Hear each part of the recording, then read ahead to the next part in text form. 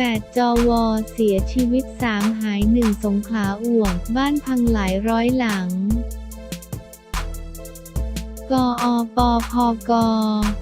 รายงานสถานการณ์อุทกภัยวาตภัยจากอิทธิพลจากพายุปาบึก 8 จังหวัดพบมีผู้เสียชีวิต 3 รายและสูญหายอีก 1 รายสั่งเจ้าหน้าที่ทุกหน่วยที่เกี่ยวข้องเร่งสำรวจความเสียหายและให้การช่วยเหลือประชาชนเมื่อวันที่5 มกราคม นายชัยพล ทิติศักดิ์ อธิบดีกรมป้องกันและบรรเทาสาธารณภัย ปภ.ผู้อำนวยการกลางกองอำนวยการป้องกันและบรรเทาสาธารณภัยกลาง กอปพก.เปิดเผยว่าเมื่อวันที่ 4 มกราคมที่ผ่านมาอิทธิพลจากพายุโซนร้อนปาบึกส่งผลให้เกิดฝนตกหนักพายุลมแรงคลื่นซัดฝั่งในพื้นที่ภาคใต้รวม 8 จังหวัดได้แก่นครศรีธรรมราชเกิดวาตภัยในพื้นที่ 6 อำเภอได้แก่อำเภอสิชนและอำเภอท่าสารารวมถึงเกิดน้ำหลากที่อำเภอฉวางและอำเภอพิปูนปัจจุบันระดับน้ำลดลงและมีน้ำท่วมในพื้นที่ลุ่มอำเภอร่อนพิบูลทั้งนี้ได้อพยพประชาชนในพื้นที่ 7 อำเภอคืออำเภอเมืองนครศรีธรรมราชอำเภอหัวไซอำเภอขนอมอาจารย์ลันสกา240 จุดรวม 34,089 คนจากการสำรวจความเสียหายในเบื้องต้นเสาไฟฟ้าล้ม32 ต้นระบบสื่อสารพื้นฐานใช้งานได้แล้วมีรายงานผู้เสียชีวิต2 รายปากพนัง1 รายและอำเภอเฉลิมพระเกียรติ1 รายสถานการณ์ปัจจุบันยังคงมีฝนตกนายชยพกล่าวต่อว่าในพื้นที่จังหวัดปัตตานีเกิดวาตภัยในพื้นที่ยะหริ่ง2 ตำบลตะโลกาโปบ้านเรือนประชาชนเสียหาย 25 หลัง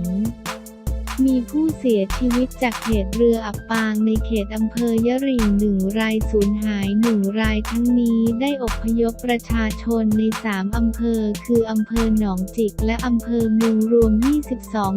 22.1906 คนปัจจุบันท้องฟ้าเปิดสวนที่จังหวัดสุราษฎร์ธานี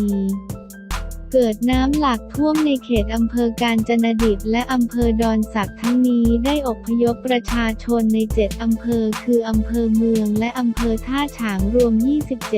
27.1661 คน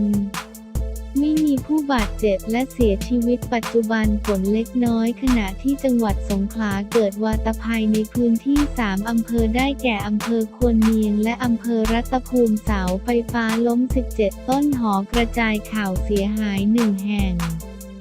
บ้านเรือนเสียหายจากคลื่นซัดฝั่ง 475 หลังทั้งนี้ได้อพยพประชาชนในพื้นที่ 6 อำเภอคืออำเภอสถิงพระอาจารย์ระนักเรียนดุริยางค์ทหารอากาศเทพาอำเภอกระแสสินและอำเภอเมืองรวม 56,622 คนไม่มีผู้บาดเจ็บและเสียชีวิตปัจจุบันไม่มีฝนตกนายชัยพลกล่าวต่อว่าจังหวัดชุมพรได้อพยพประชาชนในพื้นที่ 6 อำเภอคืออำเภอเมืองและอำเภอปะทิวรวม 39.2121 คนไม่มีรายงานความเสียหายไม่มีผู้บาดเจ็บและเสียชีวิตปัจจุบันมีฝนตกเล็กน้อยส่วนที่จังหวัดยะลาได้อพยพประชาชนในพื้นที่อำเภอเมืองยะลารวม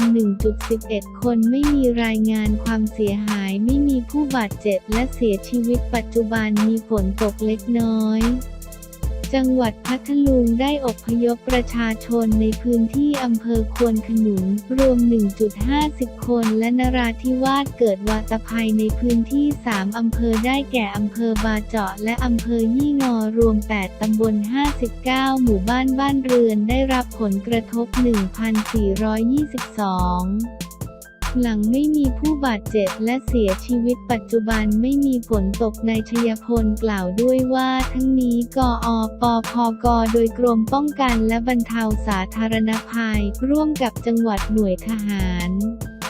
และหน่วยงานที่เกี่ยวข้องได้ระดมเครื่องจักรกลด้านสาธารณภัยสนับสนุนการระบายน้ำออกจากพื้นที่น้ำท่วมขังอย่างต่อเนื่องเพื่อคลี่คลายสถานการณ์ให้กลับสู่ภาวะปกติโดยเร็ว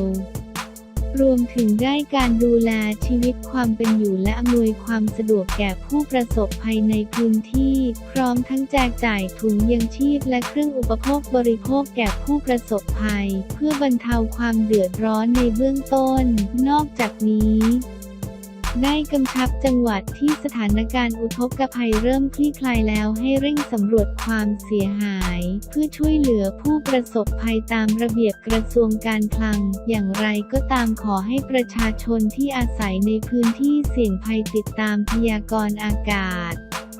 ปฏิบัติตามคำแนะนำของทางราชการหากมีประกาศแจ้งเตือนอพยพขอให้ปฏิบัติตามอย่างเคร่งครัดท้ายนี้ประชาชนที่ได้รับความเดือดร้อนจากสถานการณ์ภัยสามารถติดต่อได้ทางสายด่วนนิรภัย 1784 ตลอด 24 ชั่วโมงเพื่อประสานให้การช่วยเหลือโดยด่วนต่อไป